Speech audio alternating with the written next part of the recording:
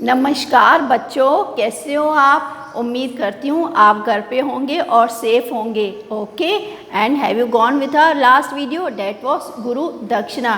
कैसे बच्चों ने मतलब कि शिष्यों ने गुरुजी से प्रश्न किया और गुरुजी ने उसका कितना अच्छा हल भी बताया और उसके बदले में बच्चों ने क्या दिया उनको गुरु दक्षिणा दी। सॉरी बेटा। और गुरुजी वो गुरु दक्षिणा पाकर बेहद खुश हुए, है ना। तो इसी का ही हम लोग आज करने जा रहे हैं रीडिंग प्रैक्टिस, जिसका नाम है गुरु दक्षिणा रीडिंग प्रैक्टिस पार्ट 2। ओके, तो माय डियर स्टूडेंट्स, आप सब रेडी हैं रीडिंग प्रैक्टिस के लिए, जिसका नाम है गुरु दक्षिणा। आइए पहले हम लोग जाते हैं इंट्रोडक्शन के पैराग्राफ पे। First we will go with the introduction part. सबसे पहले हम लोग रीडिंग करेंगे इंट्रोडक्शन की। आप जीवन में कामयाबी पाने के लिए खूब संघर्ष करते हैं, हालांकि ऐसा करना भी चाहिए, क्योंकि मेहनत और संघर्ष करके ही आपको सफलता मिलेगी। लेकिन साथ में हर छोटी से छोटी वस्तु के महत्व और प्रत्येक व्यक्ति के सम्मान का भी ध्यान रखना चाहिए। तभी आप जीवन को संघर्ष के बदले उत्सव का नाम दे पाएंगे। आइए अब चलते हैं रीडिंग की ओर। एक बार एक शिष्य ने अपने गुरुजी से पूछा, गुरुजी, कुछ लोग कहते हैं कि जीवन एक संघर्ष है, कुछ अन्य कहते हैं कि जीवन एक खेल है और कुछ जीवन को एक उत्सव का नाम देते हैं। बच्चों, कहीं पर भी आपको न्यू वर्ड्स या हार्ड वर्ड्स यानी कि कठिन शब्द दिखते हैं तो आप उसे अंडरलाइन करोगे और अपनी नोटबुक में उतारोगे। इनमें से कौन सही है? गुरुजी ने उत्तर देते हुए कहा, पुत्र, जिन्हें गुरु नहीं मिला उनके लिए जीवन एक संघर्ष है। जिन्हें गुरु मिल गया उनका जीवन एक खेल है। और जो लोग गुरु द्वारा बताए गए मार्ग पर चलने लगते हैं वे ही जीवन को एक उत्सव का नाम देते हैं, जैसे कि मैंने आपको कल एक्सप्लेन किया। यह उत्तर सुनने के बाद भी शिष्य पूरी तरह से संतुष्ट नहीं हुआ।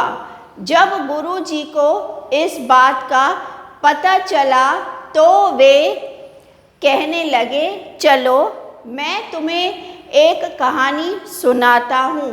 ध्यान से सुनोगे तो स्वयं ही अपने प्रश्न का उत्तर पा सकोगे।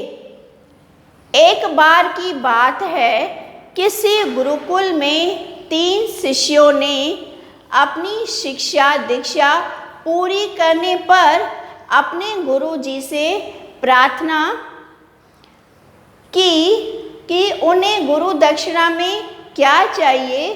गुरुजी तो पहले मंद मंद मुस्काए और फिर बड़े प्यार से बोले, मुझे तुमसे गुरु दक्षिणा में एक थैला भरकर सूखी पत्तियां चाहिए, बताओ ला सकोगे?